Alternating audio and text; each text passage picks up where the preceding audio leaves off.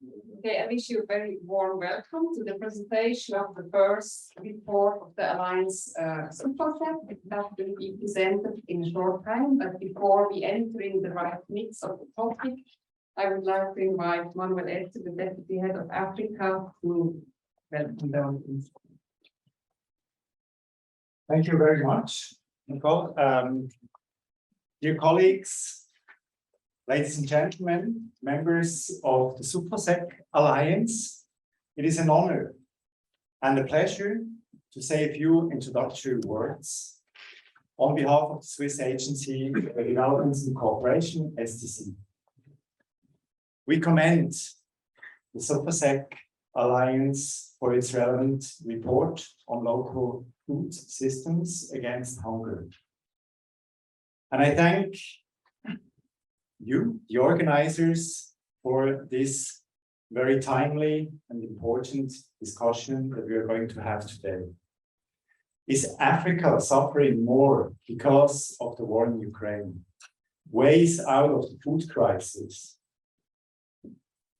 Ways out of the food crisis. This seems more challenging than ever, and more needed than ever as well.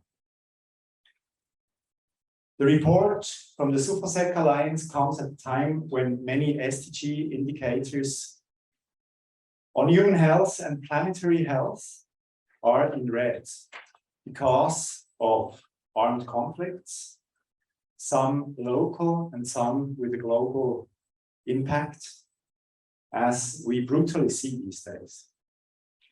Climate change and its impacts, so visible currently and especially in Africa. Costs of living rising, especially on food and on other commodities. As you pointed out in the report, 828 million people go hungry as we speak, an increase of 150 million persons since 2019. Incredible figures. More than 30 million people are affected by food insecurity alone in the Horn of Africa. And they need urgent humanitarian assistance. Approaches to increase the resilience of the affected people, as Sufosec is presenting in its report, without alarmism or short-term thinking, are badly needed. You demonstrate that the agroecological approach can be applied in rural contexts, but also in urban settings. That it can improve agrobiodiversity and dietary intake, but also reduce food waste. I believe that as access to many people that are in need of assistance and support these days is limited and getting more complicated day by day, to create the resilience of affected people and communities is more needed than ever. And I'm sure that the panel is going to discuss such aspects. We also need to find ways how we can jointly lift up approaches as they are shown in the report, from pilot projects to a large scale to make a difference. Thank you very much. I'm looking forward to the discussion. Thank you very much.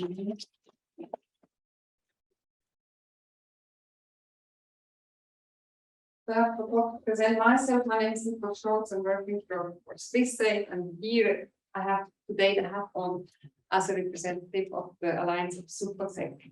And I'm very, very glad to present you this first report. I think it's really a big achievement that in the first year of our existence, we have managed to compile together important, I really believe, an important report because, as Manuel already pointed out, yeah, we are in a situation where hunger rises, and it rises rapidly. 150 million more people hungry is, for me personally, but I think as well for the sector, a shock.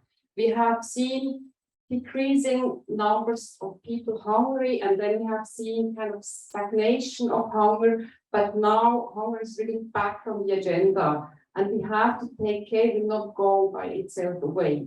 If we don't take action, it will continue rising. And in the project where we work, we have even more alarming figures. These are the countries the Alliance Sufosec is working in, and don't mistake, it's not as darker, it's not means that more hungry the people are, but these are the different regions. But this is the countries we work in. We have surveyed 14,000 households and asked them the so-called PS indicator, the food insecurity experience scale, and we have the result that 1 in 4 households in our projects are hungry and 2 in 3 households are malnourished. And I'm since 20 years in that sector, I would guess that 20 years ago and 10 years ago, we would not have the same figures. We have not only asked in the projects where we do food security programs, but across all the different programs we have. And I think this is really alarming. But this is mainly figures. I would like a bit that you kind of imagine really what does it mean to be hungry. I mean, there are not people who have a good situation and suddenly they have a day or 2 days no food, but they come from a journey where they first started how I can bring food to the table of my family, how I can feed myself, started to buy cheaper food, started to buy food that is maybe not really healthy, and then they started to skip meals and then ended up in a situation of hunger where your life really turns around, where I find my next meal, how I can bring food back to my family. And this is 1 household in 4. Look at your house, look at your street and imagine, because I think this is as well limiting the prospects and the opportunities we have for development if we work with a population that is concerned often only about from where to get the next food. And on the other hand, it is a scandal because we know we have enough calories produced on the globe to feed everybody, but the food does not end up on the plates of those who have hunger. There is a lack of access to nutrition, and often it's poverty who is the factor who limits people's access to food. And this is as well globally, where we have in each of the crises we have seen a rise of price of food. So people can afford anymore the food, and we have here a very sharp rise of price due to the war in Ukraine and as well obviously to the COVID crisis. But we have exactly the same effect at the local level, where bakeries and shops start putting up their prices. Some because they have themselves higher prices, like for electricity or whatever. We have hear it day and day in the news, but as well others who just benefit from a situation of need where they can make a profit out. The other factor is definitely an increasing risk of lack of availability. When you look at the Pakistan and the floods, obviously there we don't have food anymore because people could not move anymore, shops were closed. You have exactly the same situation now in Chad, where Jamila is strong from water and people cannot, there's no food available because you cannot transport food there. And this shortage because of lack of food is definitely at risk due to the negative effects of climate change. Other factors that are large factors that we don't speak so often about them is that we have inefficiencies. And I think there where we really can work as well, that there are inefficiencies where we lose food in the fields, we lose food while food is stored, especially locally in different countries we work. Food is lost in transport, and there are large quantities we lose. And then we have the waste here. We have 1/3 of food that is lost or wasted globally. And the waste is rightly now more and more a topic. We had on the World Food Day 1 page in the Sonntagszeitung about what our big retailers start thinking about what they could do because of waste. And obviously the people need really to rethink how they consume food and what they waste in their fridges and on their plates. Last but not least, we have wrong priorities, we think, from the Alliance of Sufosec in this decade where hunger started to stagnate and increase. Again, we have less grains ending up on the plates, more grains, not much, but more grains for feed for animals. But we have, especially in the sector others, we have more grain that ends up in the tank of our cars. We have an increase of agro fuel that is quite substantial. And I think those factors, we can address them single, each one thing we have to address. We cannot address them all together because it's too much. But if we want to reduce again the figures of people going hungry, we have as well to work at those macro effects. Let me shortly introduce Sufosec, who we are and what do we want. Sufosec, as I told, is a new alliance. We are 6 members, bigger ones and smaller ones, older ones and younger ones. And you see the names down here. We have joined together in order to join forces, in order to learn from each other, in order to be complementary to each other, as well thematic-wise and geographically. And I think, yeah, we had a very interesting start and lots of discussion and lots of learning effects as well. And they are mostly circled around, as our name says, Sufosec is sustainable food systems and empower communities. That are the 2 big topics we would like to see in the center of our programs. In the middle, the persons who really should drive the food systems, those eating food, and we most would like to see food systems that are governed much more by those consuming food. So in order to be healthy and have sufficient food, and a bit less maybe by the big food companies. We would like to see food systems that do not have negative effects on the environment. We know that the current food system produces in agriculture 1/3 of CO2 emissions. We see, due to industrial agriculture, a huge loss on agrobiodiversity. We cannot afford to continue like this as well. We would like to see as well food systems that provide decent jobs as well for agricultural labor, daily labor in agriculture, often among those most affected by hunger. So this is definitely one of the target groups that we have as well to take care and empower and see that they get more decent jobs in their food systems. We would like to see policies and institutional contexts that favor healthy food with maybe less sugar, less fat, because global food systems produce not only hunger and malnutrition, but they produce as well overweight and obesity, a problem that is raising around the globe at an incredible speed. And I think policies would be there needed in order to reverse that trend as well. Last but not least, we would like to see cultural and socially acceptable food where people can eat what they like and maybe as well validate the traditional foods that can, some of them at least, adapt as well more easily to changing climate. Then, when we came together, we formulated as well an ambition, and we had the first achievements, even though it did not exist very long. But our ambition is that you see here this survey I've already mentioned, this 14,000 households representing 600,000 households in the different regions where we did the survey, and where we have this figure of 1 in 4 households having hunger, and the median of 72 households who are malnourished, and we would like to reduce hunger and reduce malnutrition by 20% within 4 years. And that period of 4 years is a bit related to SCC, who supports us with a program contribution, and that is at the core of this core of this program, where we have obviously other financing. But this we would like to achieve within 4 years.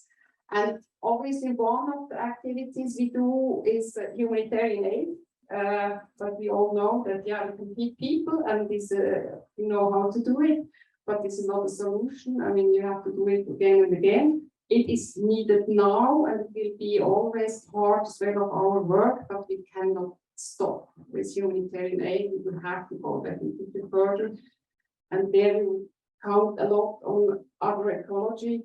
And we have combined actually in this survey the FIES as the food insecurity experience scale of the FAO, a validated indicator that provides good results and is applied across the globe, with a survey where we asked farmer families which of those different types of agroecological techniques they apply on their fields. And because we have this big data set, we could really analyze it together. We were supported by the University of Bern, who did the models for us.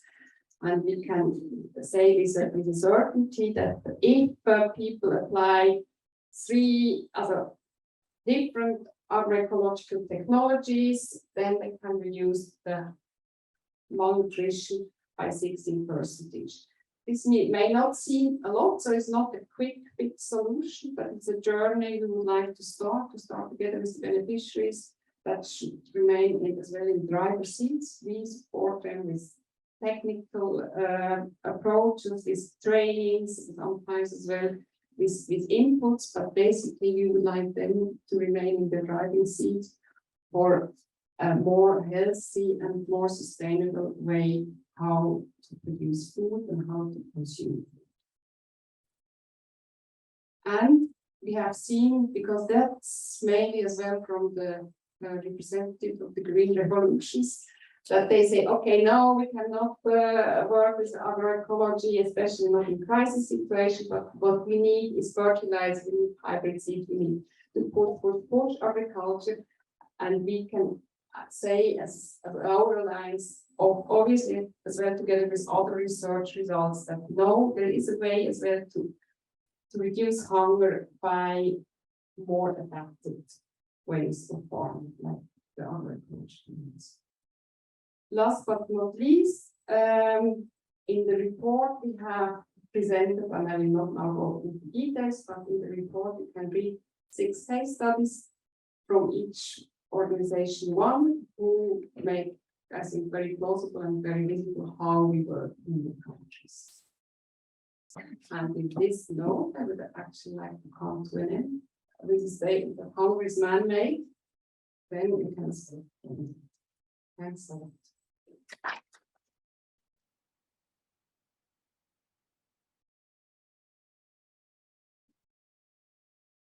We'll now proceed to the panel, and I would like to invite our moderator, Susan Misicka, and as well play a video.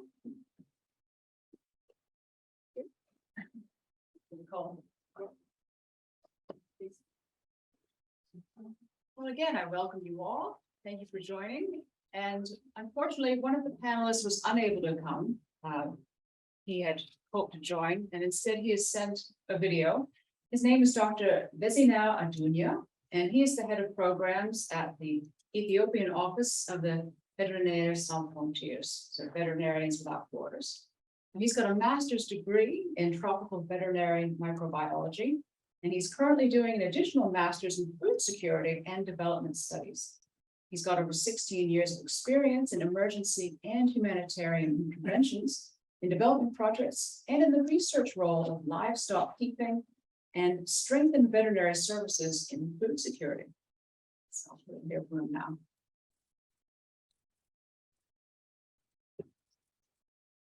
We people in the Horn of Africa have almost everything, and unfortunately we have nothing. It is very painful for me to tell such a paradox. Currently, the Horn of Africa is experiencing its worst drought in more than 4 decades, with a 4 consecutive failed rainy season. Let me give you the picture of the dreadful humanitarian crisis in the arid and semi-arid areas of Somalia, Kenya, and Ethiopia in brief. Some 20 million people are driven into hunger, 10 million children are malnourished, and there are 10 million internally displaced people. You can simply imagine the far-reaching repercussion of these ugly figures in terms of humanitarian and development imperatives. Rapid population pressure, climate change and land degradation, lack of diverse farming system, subsistence farming, deforestation, high degraded land, limited agricultural technologies, vulnerability to climate change, low productivity, high rate of post-harvest loss, and inadequate value chain coordination is some of the features in the Horn of Africa. These are our main drivers of hunger that need to be considered in their context. We also need to accept that at times there are trade-offs in view of growing sufficient food on extended lands and ecosystem impacts. Currently, the root cause of hunger and to come into the scene in our region is largely related to the unprecedented drought situation. It is driven by the global climate change dynamics, which food farmers and pastoralists have little stake and control over the situation. In fact, what makes the current drought different from those we witnessed in the past is its severity and existence of several compounding factors. Some of these are the COVID-19 pandemic, which caused catastrophic impact, we all know. This pandemic has severely affected the development and alternative impact of sources and thus compensatory coping mechanisms to such droughts.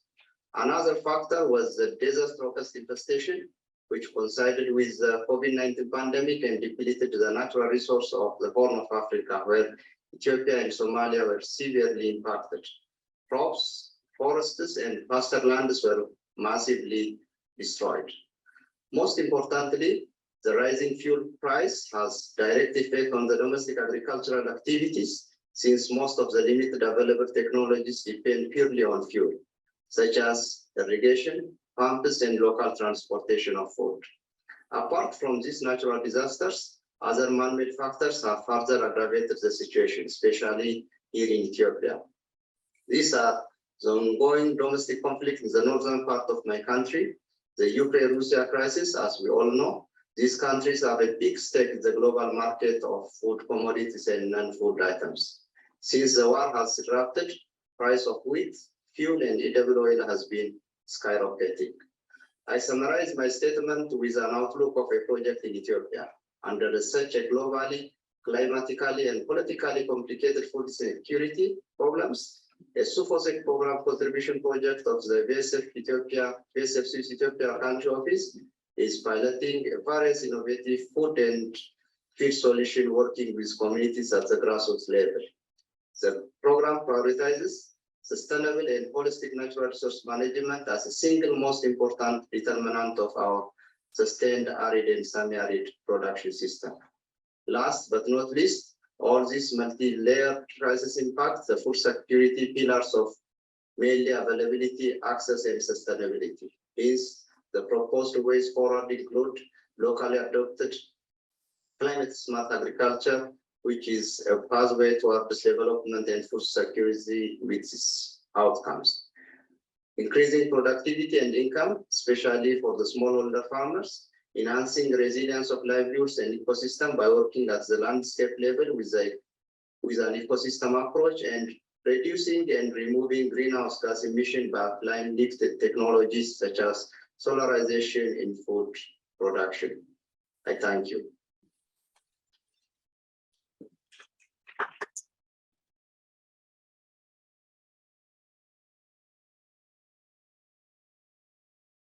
I believe this is being recorded, so he'll be glad to hear the applause later on. I would like to welcome our panelists. Now, can I have a bring them up now? Yes, Yes, right. Okay, so I'd like to start with Stellamaris Mulaeh. But that doesn't mean everybody could come. Please do. But all three of them. Yes, please come get comfortable. Yeah.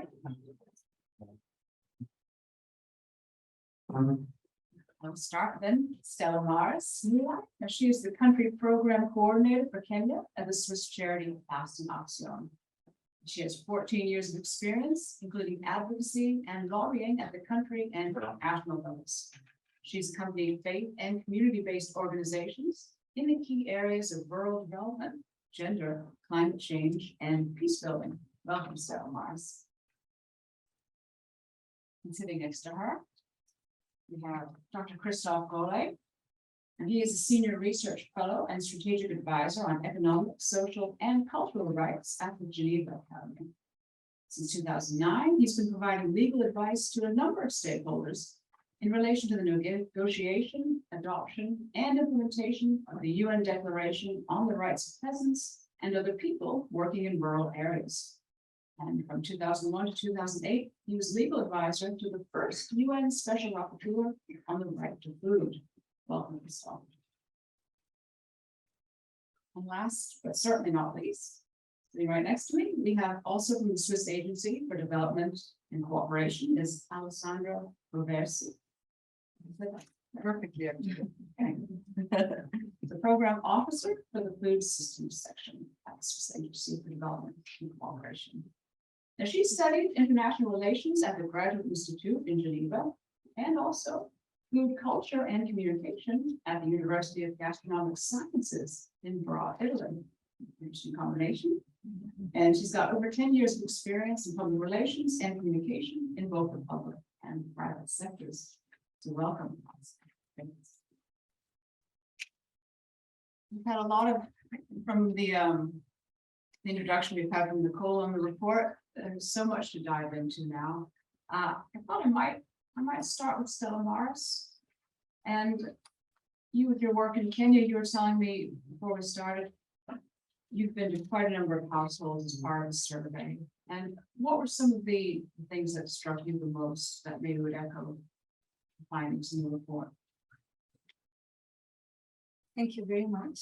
I'm really honored to be here just to share the experiences with the part of the 14,000 households surveyed. And most importantly, as a woman working with other women, and especially in my country, food is a woman's business.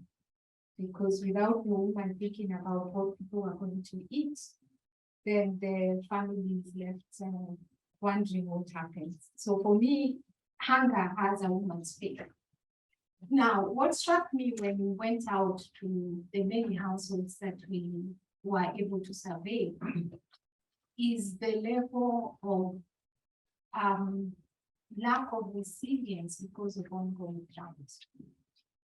In my community, and which was part of the arid and semi-arid counties in which Fastenaktion was, the women expect drought every 3 years.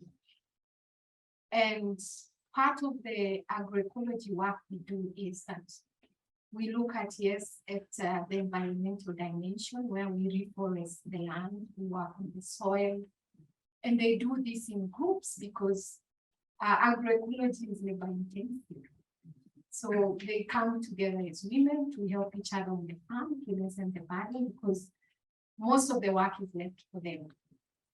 And now that the droughts are becoming more and more frequent, we have 4 favorite seasons.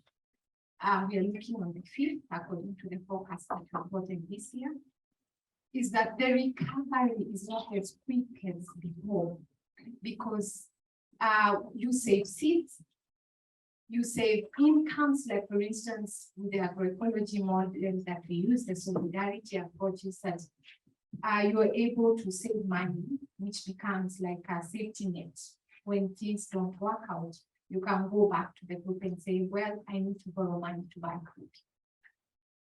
Now that they have not harvested for 4 seasons, it's getting tough because the money available in the saving kits that we have means that what they can borrow is not a lot.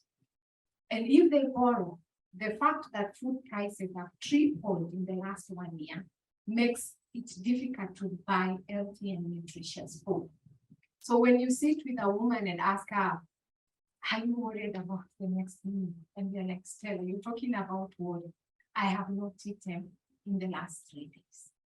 So the impact is really not shocking, but it's really a scandal. And for me, what is disturbing is my country's response. Is that, oh, yes, there's a drought, yes, we have declared it as a national disaster. There is a huge funding gaps because people are making decisions. Should we give money to Ukraine or we give to the whole of Africa? And that's really makes it complicated. And then now a president comes in power and he thinks there is the solution to this is to lift a GMO ban that has existed for the last 10 years. It's really quite hard. For me as a development worker and telling the woman, okay, you're telling me despite the agroecological practices we are promoting, these trees will not survive because they've not received moisture, enough moisture in the last 4 or 5 seasons. So to encourage that person to push and to continue practicing the agroecology practices in face of the impacts of the drought, it's a hard task. The only beauty we have is that, like, for instance, we made a decision. Because it's too dry, women are walking from, previously it was 2 kilometers to the water source. Now it's 6 kilometers to a water source to get their water because the water pans are going down. The boreholes have become desalined.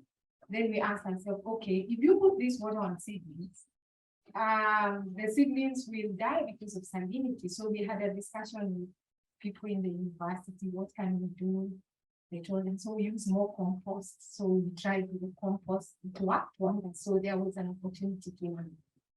So I think I've answered lots, but I must say for me, this time it's a bit more emotional because it's going to be another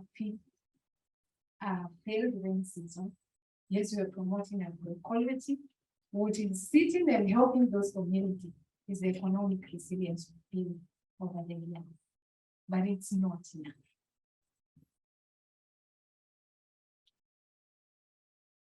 Perhaps, Christophe, you could say in terms of the right to food, what would help make it enough? What is something that could be done perhaps at the government level, maybe not just in Kenya, but in other countries as well? Thanks. So the right food has been used in many countries to push. The right food has been used in many countries to push governments to act. So the best example we have in the world is India, where since 2001 there is a right food policy for the Supreme Court, and there is a right food campaign in India led by NGOs, and it's pushed the government of the different states of India to implement distribution schemes in the whole of India. So that's the evaluation is that more than 200 million children now have access to food because of this decision of the Supreme Court and the campaign. An example of because when we speak about the right food, we will speak about mechanism. We want mechanism. So, for example, in Niger, I was in Niger with the special fund in 2005, and it was a bit the same situation that we are today with Ukraine and Eastern Africa, because at that time it was 6 months after the tsunami in Asia, in December of 2024, and everyone was giving money and food and to Asia. So nobody cared about Niger. And we had to do an emergency mission in Niger in 2025 in July to finally convince donors to give support to Niger. So when we speak about right food, it's not only it's not only a tool that can use in court, but also right food is also there are mechanisms that come with that. In Kenya, the right food has been recognized in the constitution. So that could also be a possibility, to use the right food to have been working in the last 6 or 7 years with a professor in Nairobi, in Kenya, who did write a book about the right food and food sovereignty in Kenya. And that could be a potential allies if you, for example, you put the right food in the project research. And I'll just say, if anybody would like to interrupt at any time or jump into the question, that's absolutely okay. But I would like to maybe ask Alessandra next. Regarding funding and the scaling of funding, there have also been fewer donations and there's less money in the pot. I mean, what would the SDC position be in terms of Switzerland doing?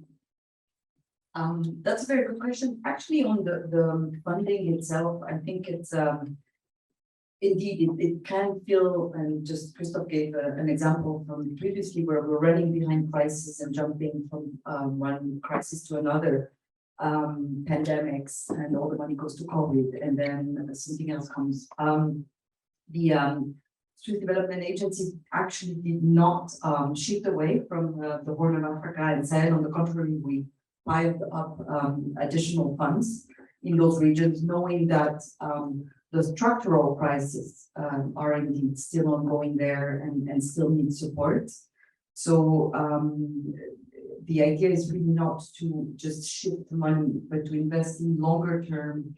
Of course, short-term emergency aid assistance is needed, and you did mention it, but beyond that, we need to look into structural dynamics and longer-term projects, investing in 4, 8, 12 years projects that actually are, it needs patience. You can't change agricultural food systems in 2 years. You can't change consumers' behavior in 2 years.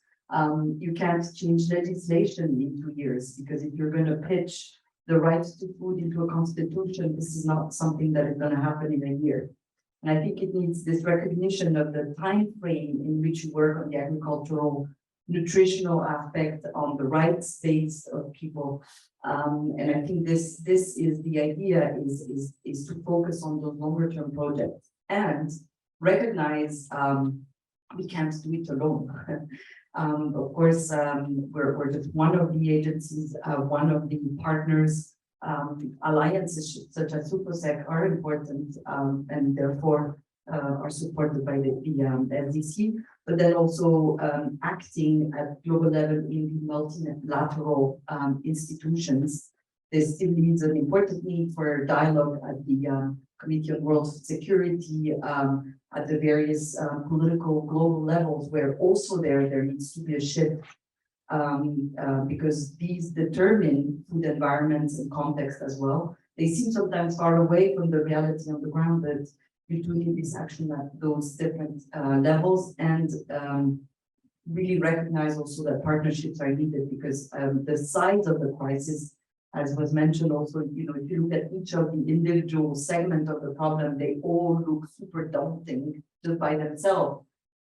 So none of us alone can tackle this, and I don't think any country alone can actually tackle this. Thanks a lot. I was just wondering, I mean, now Switzerland has the 8 HDI indicators. We moved to the place number 1. Shortly, it is really 0.5 that we'll achieve this year, ODA. If that's really enough, or if we should not really, looking at the figures we have here, move and be more ambitious as a country, I mean, and serve somehow as an example, because I mean, that's fine if you have a rights to food, but I mean, you have to implement it, and for this we need money. And I think there, as Switzerland has anyway responsibility, but being now number 1 somehow, I think that increases even this responsibility to show that, yeah, we are willing to tackle the problems. And can we see signs that there is moving anything in that direction, or is it? So not just the right food, yes, it implies money, but for the case in India, okay, it was paid. The case, the complaint to the Supreme Court was paid by an NGO in Geneva called the Fastenaktion Kenya, and it costed 5,000 francs. Okay. It's paid the work of the lawyer who went to the Supreme Court, and with these 5,000 francs, after 20 years, you have 200 million children who have access to food because of the decision of the Supreme Court. So of course, it also needs mobilization by NGOs in the country, by judges, but the money that came to Switzerland, Geneva, was only 5,000 Swiss francs. So you can have an extreme impact with not so much money on the right food. And just a remark, I think it's fantastic the work that Sufosec is doing. And in the next phase, maybe you could try to include the right food in the food system analysis. We have done that for 6 years. It was our project financed by the and the Swiss National Fund. with the CDA in Bern. We did it with Stefan Rist and Joanna Chakodi. And we evaluated food systems sustainability in different countries. And one of the criteria was what people, and what it added to food security was non-discrimination, participation, information, accountability, etc. Maybe a last word to say that there is also the declaration on the right of peasants and the pastoralist right, the fisher rights that was adopted by the UN in 2018, and so it's to support that with most of the countries in the south. And in that declaration, you have the right to food, but you also have the right to sovereignty, you have the right to heat, you have the right to dance. So that should also be something that that could be promoted and included in the analysis if you work, include human rights in your work. We have created a coalition called the Friends of the Declaration in Switzerland, which we said with Sankarem and the Geneva Academy and others. And one of the main things that we would like to have is to have a United Nations creating the special rapporteur on the rights of peasants, like there is the right on the right food, and that's a mechanism that could push states to better protect the right to seed, the right to land, the right to quality of peasants and the pastoralists in the world. I just want to say a word on financing. I think it's a question that is, I've been in the past couple of weeks, I think in like 5 meetings on financing food system transformation, financing nutrition. And I think it is a question indeed of how much money, but I think the bottom line question is for what as well, and where you put the money. Because financing, for instance, SMEs that provide more nutritious food is a challenge, because we need to invest in companies that are going to keep nutritious food for local population. A lot of the financing for SMEs tends to go to financing agricultural cash crops for exports, which don't stay in the country, and are pushing smallholder farmers to actually work more on exporting the production rather than getting involved in the local production of more nutritious food.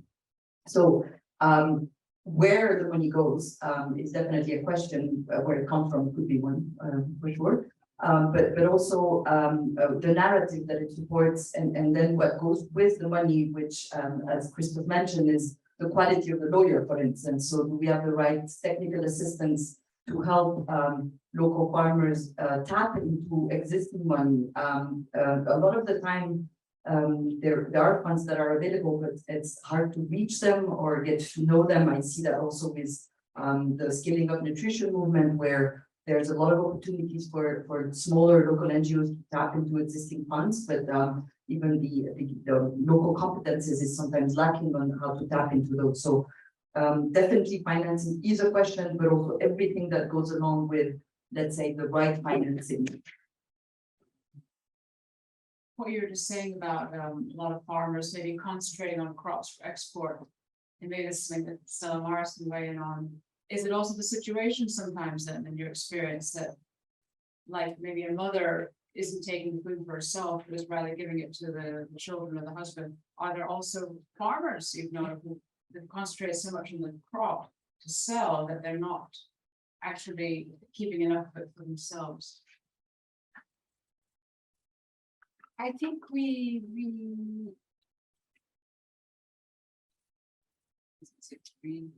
it's not. I think there's an over concentration of developing value chains in, especially, I was saying, there's an over concentration on agribusiness strategies in most of the African countries. And so you will find people financing the maize value chain, the avocado value chain, the horticulture value chain. And so for us, the Sufosec Alliance and agroecology somehow begins to provide that conversation that first, it's about your own sustainability. First, it's about your food security. It is also the diverse and nutritious food that you have. For instance, my experience with Fastenaktion work that we do in Kenya is that we organize forums where farmers come. We have what we call agroecology markets. And we have this intergenerational conversation between younger farmers and older farmers on the situation of food security, because for a long time, it's just, I would say the question of hunger and not being able to eat, it's something that has been coming up in the 70s. But our communities, I grew up with a grandmother who didn't lack anything to eat. So why is this conversation coming back? And it's because we're being told plant maize and beans. But my grandmother told me plant pumpkins, maize, beans, everything, cassava and everything. And so that if one fails, you have still something else to eat. So that's the conversation I think the Sufosec Alliance opens when we say, please include diversification. Talk about orphan crops, crops that were able to adapt to local climatic conditions. Because if you have millet, and because now we have research says maize consumes a lot of water, we have fewer rainfall. So it's important to integrate that scientific evidence we have that when you grow these crops that require a lot of rain and it doesn't rain like we choose to rain, then you still have the opportunity to use millet. And what is interesting when we have these forums is that the younger farmers will ask, how do I prepare millet? And she said that she talked about cultural appropriate diets. We provide them forums for farmers to have an exchange. This is how you would prepare millet. This is how you would make it attractive to the children to eat. So yes, the alliance, by the fact that we're going back to what has worked in the past, agroecology provides an answer that we can talk about things that can support our families. And then because we are practicing agroecological practices, the productivity goes up. People cried, and I was very amazed that, oh, because of Ukraine, there's no fertilizer. But it was an opportunity for our farmers to know, there's compost. And so it became also a business opportunity for farmers who had been composting to say, okay, you can't get fertilizer. If you want to get fertilizer, it moved from 30 Swiss francs to 60 Swiss francs. I have an offer. You try this. I will sell at 60 Swiss francs. I will sell you at 20, and you can see the difference. And to keep on seeing that fertilizer feeds the plant, it doesn't feed the soil. So this is the conversation that should continue having. The beauty of the approach we have is that we do not have extension service from the government. The farmers themselves choose who is the extension agent, and then we provide training. So they know it's Mama Stella, who is a farmer like me, who has knowledge, you can walk with us in this journey. And I see an opportunity and continue to say we must collaborate with governments. But now the challenge is how to cooperate with the government that say it's an agribusiness strategy. I have fertilizer subsidy. I am giving seeds that are hybrid. So this is the dilemma we have. And I hope the conversation in the Sufosec Alliance in our different countries continue to challenge this, and also that if we have evidence, and we should have evidence and say, look, it works. If you adopt agroecology, we lessen hunger and people have something to eat. And speaking of agroecology, something you mentioned, Nicole, was the reduction in 16% in hunger and malnourishment thanks to that. So what were some of the key areas where that was effective?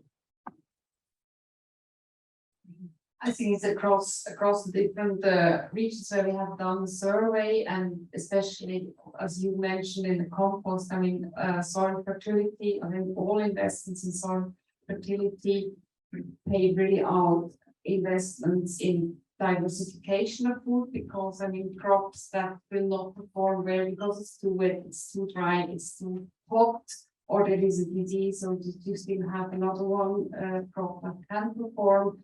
And last but not least, I mean, farmers spend really a lot on inputs because they are promoted across all the countries. We still see that the other businesses, they promote buying, as you mentioned, hybrids, buying fertilizers, buying all the packages, and farmers spend quite a lot on their inputs. And when they have not enough farmers, then they get in this spiral of indebtedness. So we see it's a very good effect, and it's. I mean, agroecology is not only about how to farm, but it's really about transforming food systems, empowering the producers, getting more voice into value chain, and changing, transforming on one hand how to work on the land, but as well how you consume. So as well, we have experienced, for example, in Ecuador during the pandemic, that the villages so closed off, and then they said, okay, we start having a local economy, and let's say feed ourselves, started to rebuild greenhouses because we did not access food, and so having again food systems that base more on short value chains and consumers knowing the producers. I think that's all part of agroecology and impacts together in this reduction. Because one single, I mean, if one farm starts just to apply compost, and that's full stop. So with this, you cannot transform, you cannot achieve the reduction or sustainable reduction of hunger. But we need really all those factors together.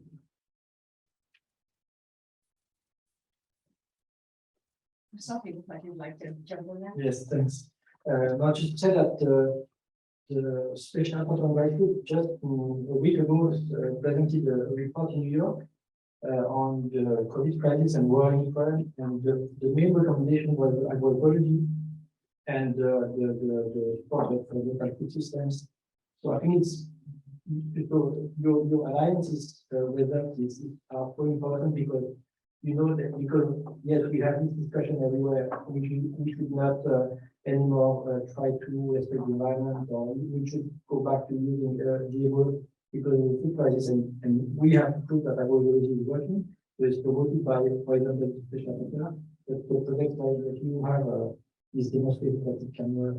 And then we also had another CCS project on the impact of commercialization of agriculture on gender equality and the right to food. And we published a book last week about the result that yes, there is of course in many countries disproportionately negative impact on women, food security, because of the commercialization of agriculture. The last thing I want to say is that in the rest of time, you will have the right to seeds, and there is a specific mention of the commitment of this to invest in participatory research on orphan crops, for example. That's in the specific article of the title. And we are now, we said we are finalizing the manual on the right to seeds in Africa, in which we try to explain that, and how to use this mechanism. So I hope that we can continue to collaborate with the development process. Yeah, just wanted to say that I really appreciate how you did mention that agroecology is not about farming methods, and really this broad idea of also connecting farmers to consumers, this governance aspect which relates to what Christophe is saying, and I think this I always like to think that basically one of the ideas is diversification, which you do mention in a lot of the examples, is one of the keys, because it keeps I mean, systems, as you know, if they're too simple, and one piece fails, as you very rightly gave an example, then the whole thing falls. So diversifying the points of entry of a system, and I love the book because it has example of diversity of crops, diversity of diets, as you mentioned, to enhance nutritious results in the population, the diversity of voices as well, putting the women and the children and the people concerned also at in the driving seats, diversity of methods of research as well, where we always say there's a lot of knowledge from the past, from indigenous, from traditional farming practices, but they do need a little bit of complementary with maybe, as you work here with BCE, the diversity of funding. So I think that really this diversification is one of the key that you do see a lot through the stories in the reports. And I think they do show, and I agree, one of the points is this evidence that it's working. I hear a lot, well, there's no evidence agroecology work. I do have to say there's no evidence the Green Revolution works either. I think there is evidence. One of the challenges, maybe the next threshold, is to show evidence of how governance and participatory methods reduce hungers. maybe it's slightly easier to do a correlation between soil, rotation, etc. in cultures and reduction of hunger. How can we show that also for the more transformative elements? I think that that's a bit of a threshold, maybe a challenge for the CPE and some other researcher. And I'm happy you did mention this report by Michael Fakri on how the response to the COVID crisis and the other crisis ongoing and the overlapping crisis is agroecology. We've actually put together the Michael Fakri with the Agroecology Coalition, which was one of the coalitions at the end of the UN Food System Summit supported by Switzerland. They will be doing an event in New York during the General Assembly.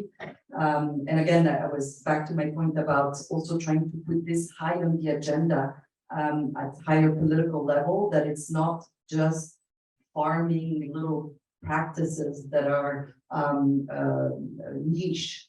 I think we do have more and more this scaling up and scaling out possibility here that we're moving out of this niche.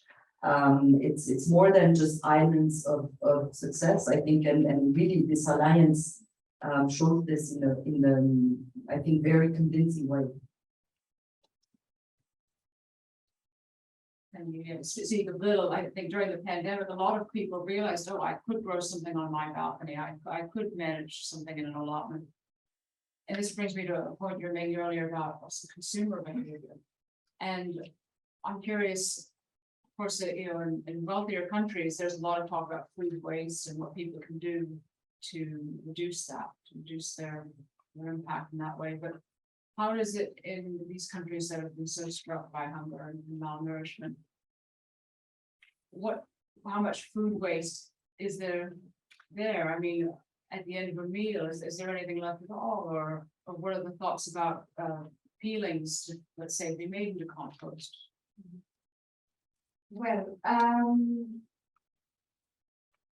in Fastenaktion, we work in different sections of the country. We have places where it rains a lot, and we have grass house.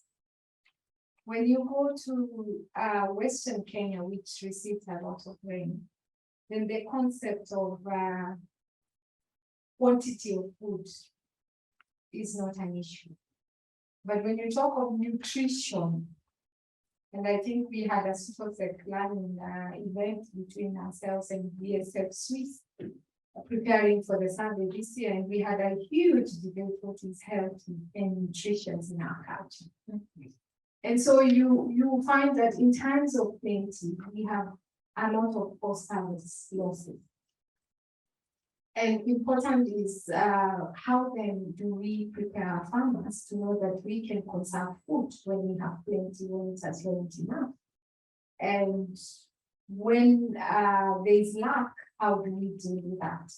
So post-harvest losses is a huge discussion we have in our communities in Kenya. And how best can we exchange and prepare that? I think one of the things we have had discussion is that agroecology is not just the growing of food, but also at a political dimension level, what can the farmers negotiate with local governments? Is it about how best to store cereals? And we've had even a successful negotiation of farmers who are supported by Fastenaktion, even negotiating for market space for agroecology grown food. And not only that, then skills being built on how to conserve vegetables that can be used when it's dry, and when where indigenous knowledge can be upscaled using technology that already exists in markets. So yes, waste is not just a problem of the rich countries, it's also a problem in areas that we work in. And the composting story is also that we realize and recognize in ourselves there are times that we say, please, let's do composting now, because when it comes to a dry period, the materials will not be there. So we have a discussion then, how do we store them that compost to enable them to use in times like we have, where they have to debate, do I give my dry maize stalks to the animals or do I use them for composting? But I wanted to also speak about the issue of governance and participation and that I could influence the discussion of Canada. Now in Kenya, once we were brought the news that GMO impact, we started discussion in churches, in our forums, saying I cannot borrow cassava from my neighboring farmer because the government does not allow, but it has signed the declaration of rights that I have a right to seed. So what do we do about this? And we had just one event last week, bringing NGOs, CPOs, and calling on faith leaders to have a discussion that really seed is my right, you have signed. So when you bring the big one, the Sygentas and the others who come getting a lot of money and have inflated our villages with, they do sachets this small, where you can buy with very minimum amount of money and put it in your garden. So there is a lot of sensitization going on through groups, through now that we have county governments, it's easier for 1,200 farmers to petition the county government than to petition the national government.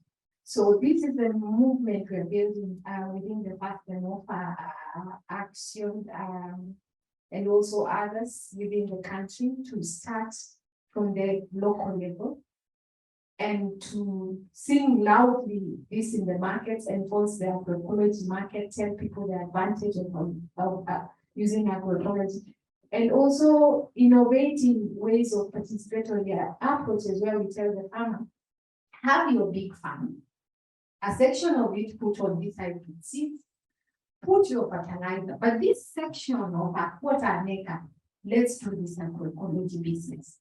Then when you are convinced, move to the next level. And this is what we've seen, the IHEID adoption, because somebody said, aha, I tried all this technique, it works. I have better food. But if I put on amazing beans and I've sprayed all that, the ugali, which is my staple food, does not taste the same. So there are innovative approaches we're using in the farm.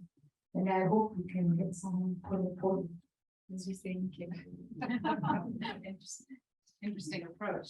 Alessandra. Just wanted to say on the getting evidence from comparing to systems, again, we need time and we need evidence. So there's a very interesting project called SISCOM that is comparing farming systems in the south of the world, because again, a lot of evidence is from the northern hemisphere. This is a project with FIBO, the huge research institution in Switzerland on biological farming and organic method. On consumers, I really think there's a super interesting dynamics for consumers, organization, and associations. I think farmers have a bit more of the habits of getting organized, like the campesina. There's wonderful groups of farmers, but I think groups of consumers are starting to emerge. And I was reading a bit about the Route to Food, a group of 60 NGOs in Kenya, who have been doing, from what I can perceive, a very interesting work in pitching the voice of consumers against pesticides, residues in their food, from highly toxic pesticides, who have been pushing for a legislation stricter on antibiotics being used for animals. And this is a consumers movement, also because definitely there's a huge impact in rural area. But the world is getting more and more urban. There's a lot of urban consumers who are not themselves producers. And I think there's a very interesting movement on what does agroecology mean from the consumer's perspective. And maybe that's for next year's report in the Sufosec Alliance. But I think consumer movements and consumers' perspective and nutrition from the consumer perspective is interesting. Very last point, on Wednesday this week, there was the release of the global diet quality project, first 40 countries. It's actually, we know very well how much the world eats, so like quantity, It's a little bit like yield. But we don't know that much what people eat and how healthy and related to non-communicable diseases that is. And this is the first very easy to implement open source project that has looked into 40 countries. And the results are pretty interesting. Of course, there's exactly what you're saying on women and not having the minimum dietary diversity necessary, but also in urban context, men are extremely unhealthy more than women. And more generally, people in urban settings all over the world are eating more soft drink, more fried food, more ultra-processed meat. So I thought these results were really interesting to show what you were saying, that malnutrition is for everybody in this world a global burden. And I really think there's a very interesting next step also to look into.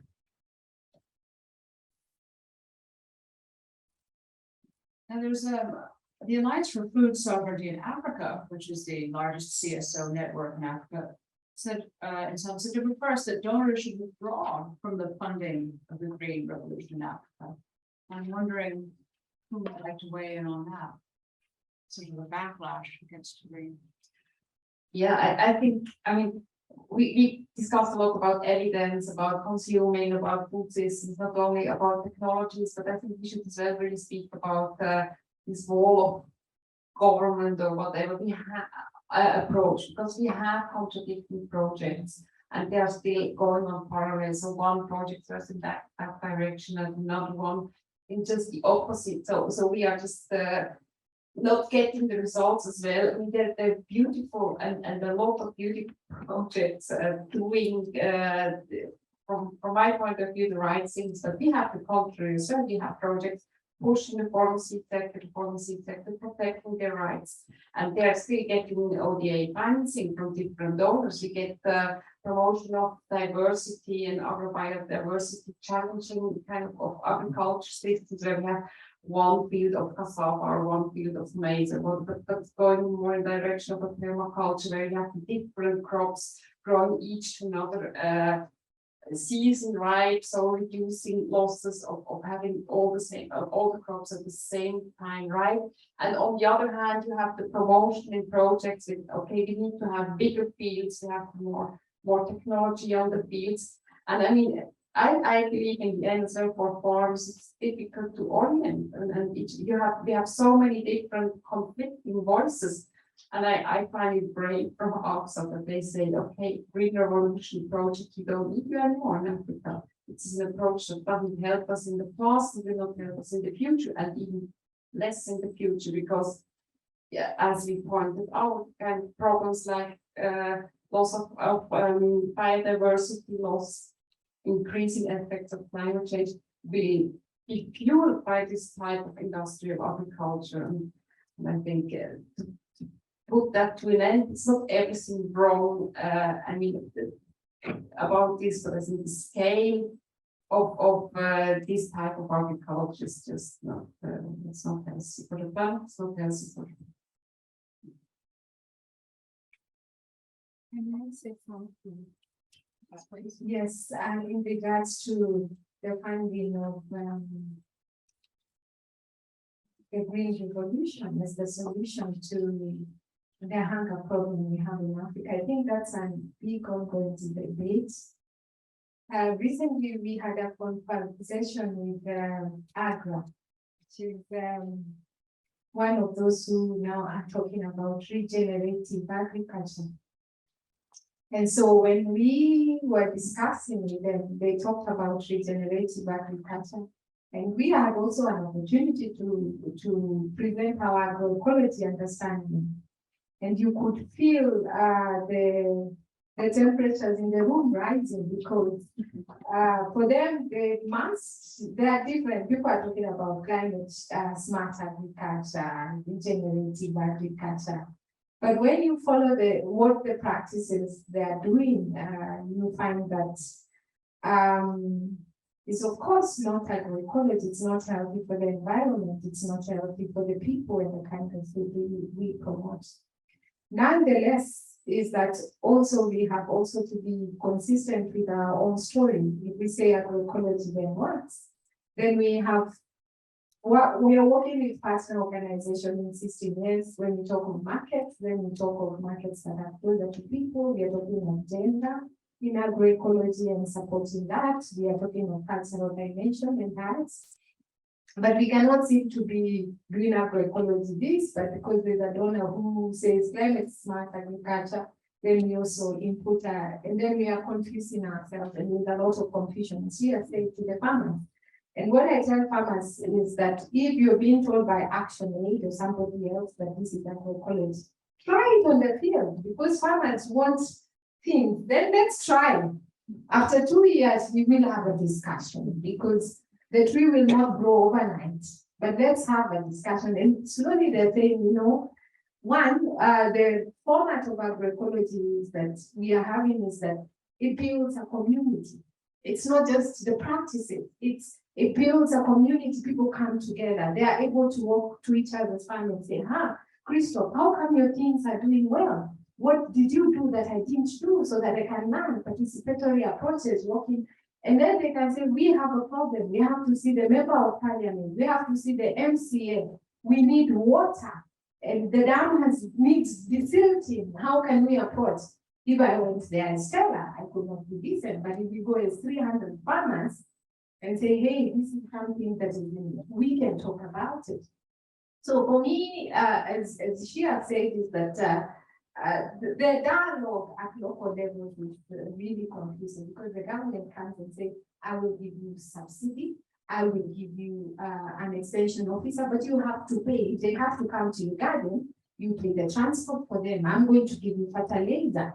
And then Stella and her group comes in here and say, here, agroecology works, but you have to work, you have to have the double dark beds. And since you cannot do it again alone, let's meet 5 women who are neighbors. Let's plant trees. The community nursery is there.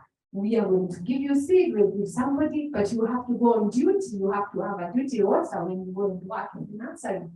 And then one acre farm comes and say, you don't have a problem. I give you everything. It's a loan. Once you do, I will come at harvest time and we'll have a discussion. And then they say, oh, among these 4 or 5 actors, I have to choose who I work with and who brings money, because farmers are not ducks, they are not fools. They know after some time who is with me for the longer time and where do I get resilience. And so for me, the consistency, the working together, and somebody has said, sustainable food system is not overnight. And this is the challenge I have with STC and the others. They want results like yesterday. But if I have to plant mangoes and I have to plant the whole permaculture, polyculture, there's a difference. I can show results quickly in Western Kenya because it rains often. But in Ukambani or Southeastern Kenya, where I come from, it takes time. So when Marcus tells me the evaluation report shows that there are not results, I'm like, Marcus, it's not magic. Let's discard in 3 years. This guy had rain this year. The next year, there's no rain. We are rebuilding back.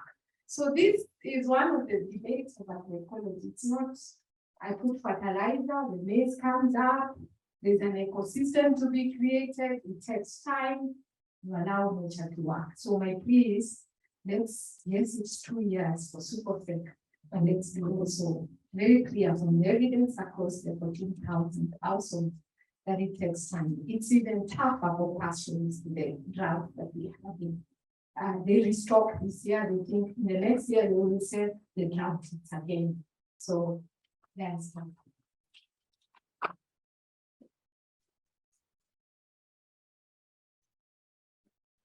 Thank you for that. And speaking of time can go very slowly. If you're growing a mango tree, it can go very quickly during the panel discussion. I think maybe before we open questions to the audience, is there just anything else somebody here would like to point to bring up before we open the floor? Who would like to ask the first question? We've had a lot of interesting inputs here. Yes. I think I've been one thing is manpower, which also goes into producing food. Manpower goes into cost efficiency. So that's an argument for producing a very efficient system. Maybe that's what the green revolution is about to some extent also. So you can, the argument is, well, you can produce this industrial production, cheap food, that's affordable for the poor. The poor are also suffer most from hunger, from not sufficient food, healthy food. So why don't we, can we really agro ecology keep up with that? How does it compare when it comes to efficiency of the manpower which we have to put into producing enough calories to feed a larger population, growing population?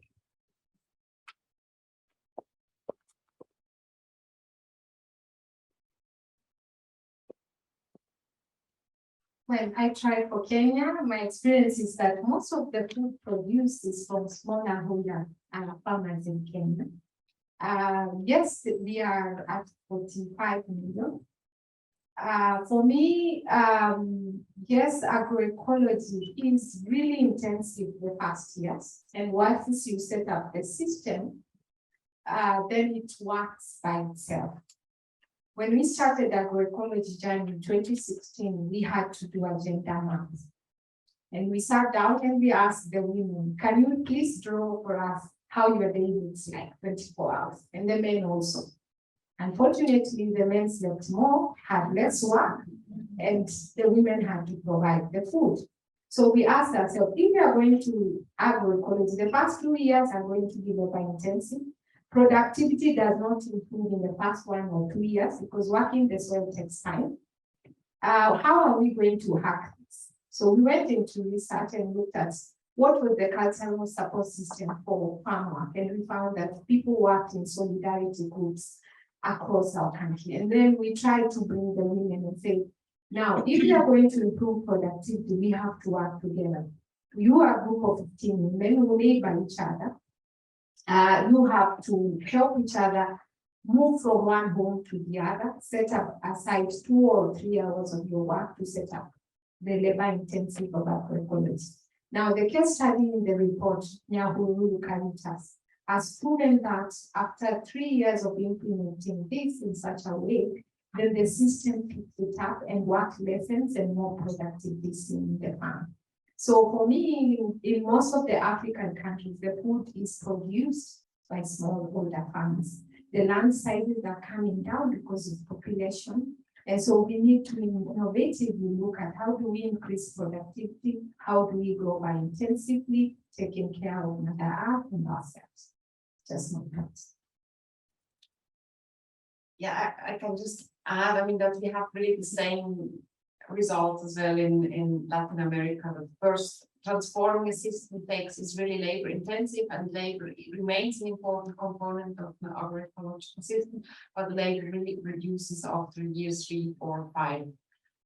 And I'm not sure if efficiency is really the only question we have to ask. I mean, if we look at agriculture under the angle of efficiency only, I'm quite sure that we will not end up with the right answer. I mean, on the midterm risks we have is definitely climate change, and I think the efficiency aspects, putting that lens to agriculture, led us to this industrial way of producing food, which is not which is not even able to feed the world, as Stella pointed out, but it just brings too many negative side effects that we cannot afford.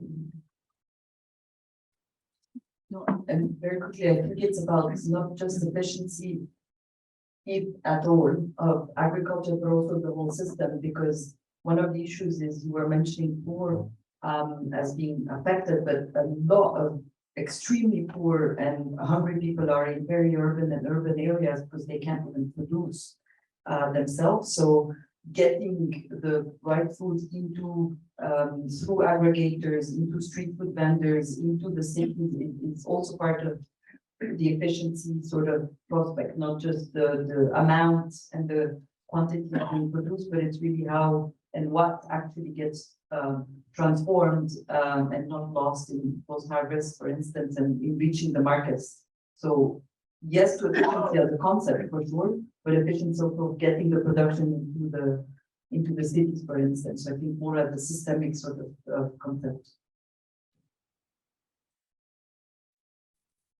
The next question. Manuel? Thank you very much for this incredibly inspiring discussion. I see a bit of a big challenge, in fact, that we have a lot of good examples, good projects that work based on agroecology. We also do have UN processes that claim for the right to food. Maybe soon we'll have rapporteur for the right peasants as well. But we have a system in between where the framework conditions for producers are mainly provided by government structures and by business relations. And these are not conducive for small agroecological production. So instead of profits to the many, there is profits to the few. And Stella, you have started in the beginning of indicating that you're not quite happy with some of the government strategies that you see. In October 10th, there was a meeting of the African Union in regards to food security and food systems. And I think there is declaration, we have to change the system, but how? And I would be very interested in hearing what would you expect from your government? How should they structure the framework conditions so that improvement can be actually achieved? And how could we support them?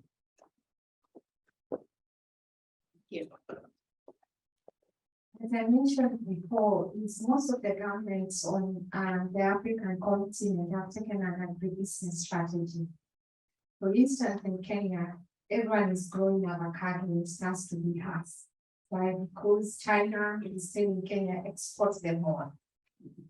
And this comes to even impact on the farmer because we have about 30 nurseries across the country supplying over 10,000 farmers. Then somebody comes to the nursery and say, okay, we establish food forests. In a food forest, you have this layer. And they say, I only want to pick avocados because the government said, if I pick avocado, then I have a market. So I think for me at a policy level, we have to really make a decision. First is about subsistence, it's about food security at a local level before we even talk about the business. And one of the things then the advocacy influencing policy that we can all do as an alliance is to influence from a local level to the national level and African Union level. That's the Maputo declaration that we already increase percentages on our budgets for agriculture is one way. We have a community, a government extension system that does not work because they are there. They change and say it's demand driven. We know the realities of smallholder agriculture, especially the farmers themselves. So how then, if you want a farmer to really adapt and mitigate climate change by ensuring that they do these practices, you have an extension service that does not work. So we have an issue of budget. And we have structural hunger and drought is not unique to Africa. Of course, it has increased because of climate change. We have a national climate change plan that is there in existence. And I hope that the next discussion is the link between agroecology and climate change, because we can't run away from that. So budgets, policy influencing, the strategies that the government is saying from a local level, the extension service. And much more important is the civil society space. Right now in Kenya, we don't know how to influence because we have a new government. We are not sure if you stand and shout loudly, whether you will disappear or not. So the civil society space, we have to creatively look at how we intervene because the green business revolution guys pay people and pay them large. So that whatever they need promoted, it comes. How much can you pay? You can take us to Mombasa and pay us 50,000 per night, and then you can pass an agroecology policy. But do we have the money? Is it even ethical? So those are the discussions that at an African level, I don't think it's just Africa that we need to discuss. I admire a lot India when I hear my friend Ajay, how the movement of the people start. And I hope that by setting up movements from the local level, as we engage with the other levels that are quite important, the local level movements can also push the agenda. So it's, yes, strategic level, policy level, but also on the ground, the people have to put their boots because it's a human right that we have to thank for. Thank you. Yes, sure.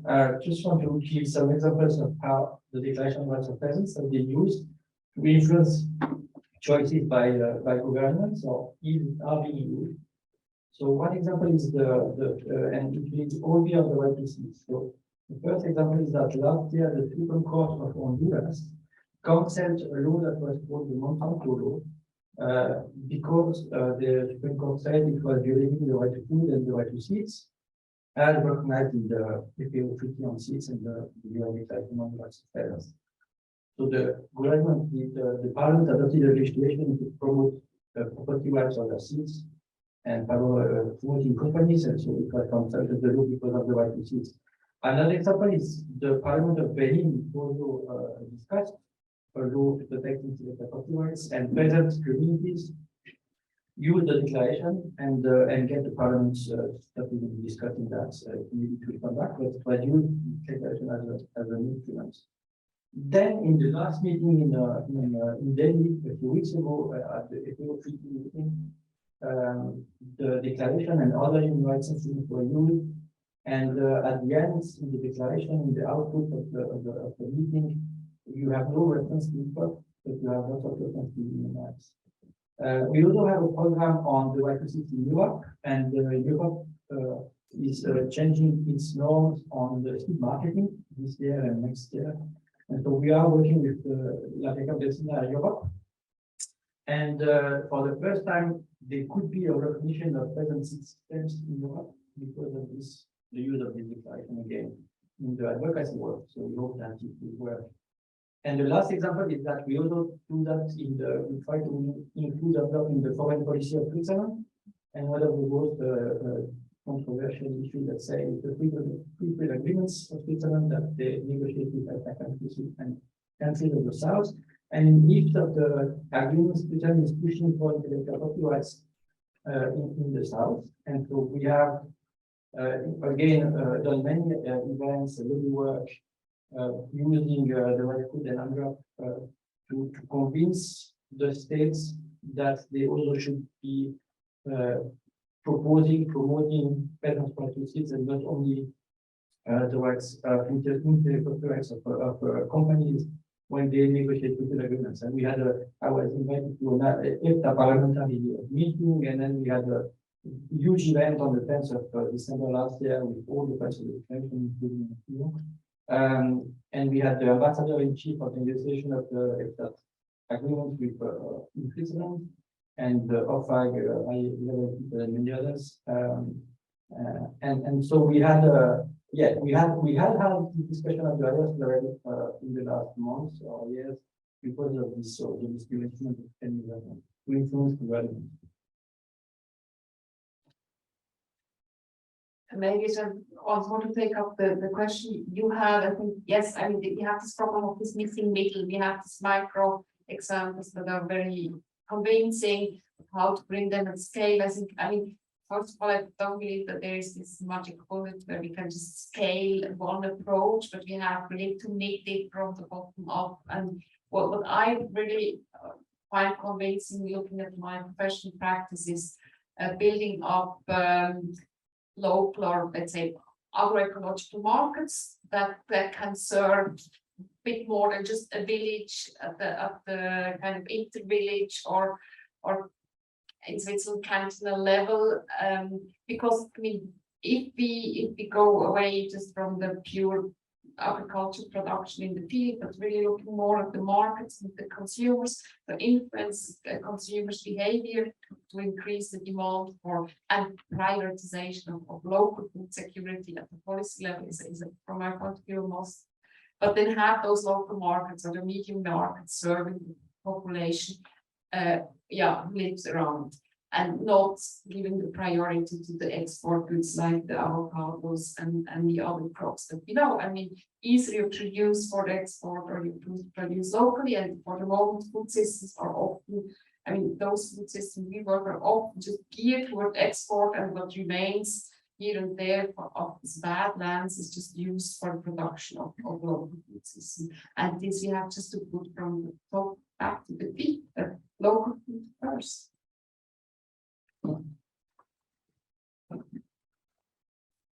Thank you. Thanks a lot for insightful discussions. I was wondering, you mentioned advocacy activities to change the opinion of governments and their strategies, but do you have any examples of advocacy and entry points to change like business models or strategies of the agribusinesses?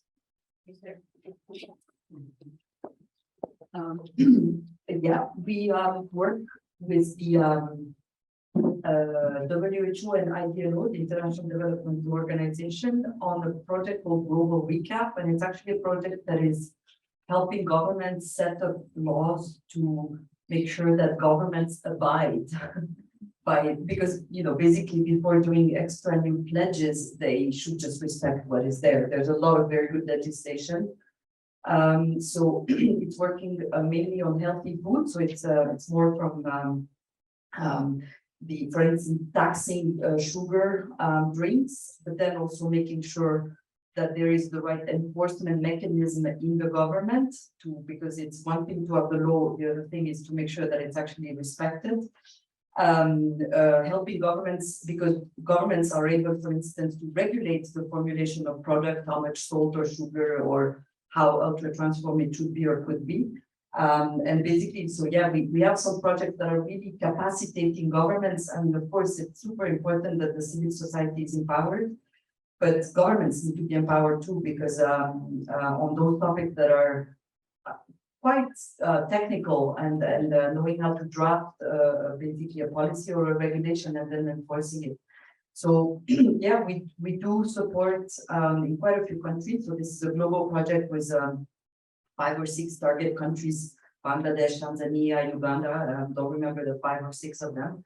And then we have Christophe has a lot of examples where there's been used. For instance, there's an organization in Uganda that has brought the government to court for not respecting the right to food during the pandemic, which is they didn't stock enough food to feed their local population. A very interesting case because they lost, but the court recognized the right to food. So they didn't say the government was guilty of not respecting it, but it was an interesting case where I think there's a lot of interesting operationalization and in our project support to make sure that it can be done. Maybe one word about what we do, what others do in Switzerland, because I don't know if you know that UNITER, which is the present organization member of the Alimentation in Switzerland, they are based in Lausanne. Their campaign this year is on the prices and how prices are made. You know that maybe that they are fighting for having fair prices for milk, for example, for the other have it. And they have released many studies. I think last week it was on organic food and the prices in the supermarket, and it's totally amazing. So yeah, maybe the example was that for organic food it costs 50% more for the producer, but at COP and Migros you buy 3 times more, and there is no explanation for this money. Just they think people will pay more for organic food, so we do a higher price. But when we have a discussion about organic food, that's the main argument that is put. It will be too costly for consumers, so we cannot. It's not something we can apply at a larger level. You know? So that's very interesting, and it's not transparent at all. This thing, but it's just, again, they are using the declaration in everything they do because there is a right to fair price for peasants in the declaration. That should be regulated by the state.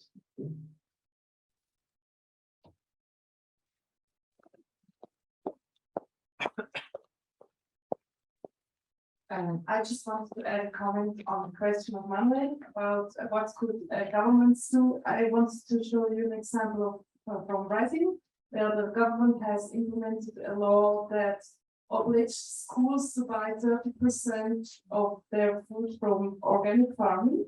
A program nationwide, which was not very known by the farmers, but they allowed the farmers really to access market and to sell their products. And it was just product of the nationwide movement of without land that helped the law pass.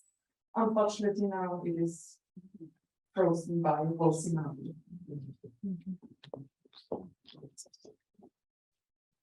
Well, just very quickly on this, I think that's the point. The changes of government are a bit of an issue, and you were mentioning the change in your governments. But I think one thing you also said, which I find highly interesting, is subnational levels are a key to quite a lot of interesting development. We just started a project called Nutrition in City Ecosystem, which is actually in secondary cities. So I think cities as not just as final endpoint for the product, but really as a hub, as a territorial center of this rural-urban relationship are also interesting points. And as you mentioned, it's probably easier at local and subnational level sometimes to pass a couple of extra legislation and change a few of the rules and the setups. So definitely national governments should be handled, but I think with the changes, etc., they're sometimes more difficult. And cities, I think, are also an interesting hub for development in that sense. Well, I'd like to thank everybody for joining. We've really far run out of time now, and thank you for the good questions as well. Lots of takeaways here. The idea of there being many aspects, many things that people can try to help end hunger. The idea also, though, of trying to spread funding for the many problems in the world, but also the hope that a little can go a long way. Round of applause for the panelists.